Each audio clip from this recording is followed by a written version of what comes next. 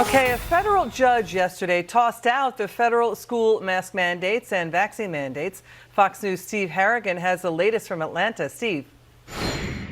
Liz, a federal judge in Louisiana has blocked a Biden administration mandate for COVID vaccines and masking for Head Start. That's the federal program which helps early education with very young children from impoverished families.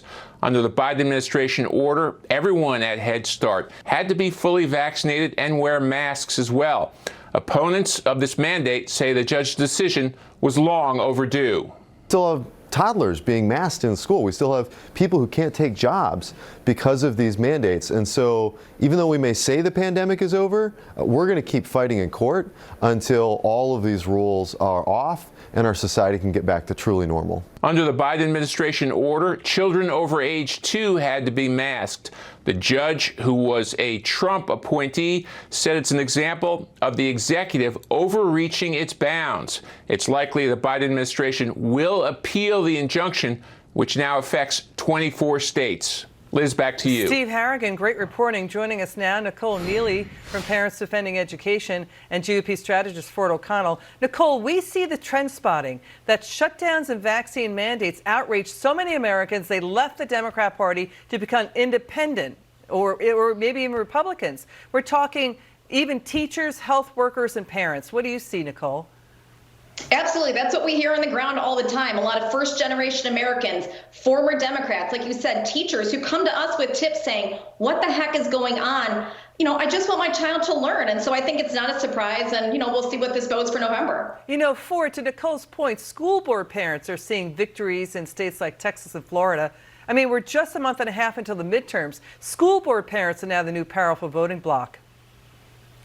Yeah, I think you're absolutely right, Liz. Look, parental rights and the oversight of their kids' education is a top-tier issue. And to your point, you're seeing it from coast to coast. You're seeing it in my home state of Florida. You're seeing it in California. You're seeing it in Virginia. And to Nicole's point, they are frustrated. First it was closures, then it was masking. Now it's the curriculum. And these parents are going to take that frustration to the ballot box in the midterms. Yes, so parents are angry over union-backed school shutdown policies, a dramatic loss of learning, the largest drop in reading scores since 1990, the first drop in math scores ever reported. But Nicole, I want you to watch and listen to Dr. Fauci again flip-flop, admitting, yes, he did want to shut things down after claiming he didn't. Watch. And sometimes when you do draconian things, it has collateral negative consequences, just like when you shut things down, even temporarily, it does have deleterious consequences on the economy, on the school children. You know that. But you have to make a balance. When you're dealing with, we know the only way to stop something cold in its tracks is to try and shut things down. I didn't shut down anything. We didn't recommend shutting everything down. We wanted to cause a pause, to remember the terminology, to flatten the curve. Well, I don't think it's forever irreparably damaged anyone. Pause turned into a shutdown for more than a year and a half. What do you say, Nicole? I think it is reprehensible that a U.S. government official is calling American children collateral damage. How dare he? We look at people like the teachers union head in Los Angeles that made statements like, there's no such thing as learning loss. Our babies learned resilience. There is a lost generation of American school children who just went missing during the pandemic, the learning loss that has disproportionately hurt minority communities, disadvantaged children. The same people that scream equity from the rooftops have hurt children and set them back a generation. It is appalling. That is such an offensive statement. I am so furious at that. What do you say, Ford? I mean, we've turned it to indoctrinating children and not teaching children U.S. history. U.S. history, we are a great country. We have a wonderful Constitution and a Bill of Rights. But now it's about indoctrinating children. And then we have people like Dr. Fauci talking about children as collateral damage.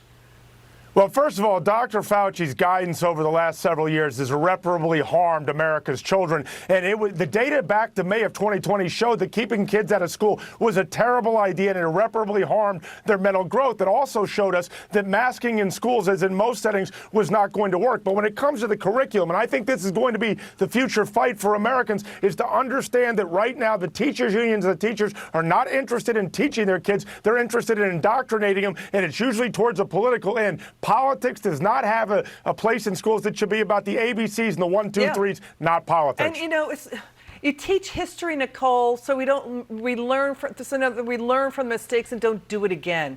We shouldn't be indoctrinating children, Nicole. Your final word.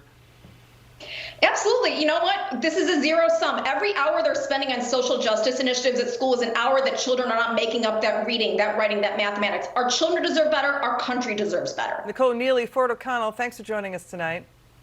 Thank you, Liz.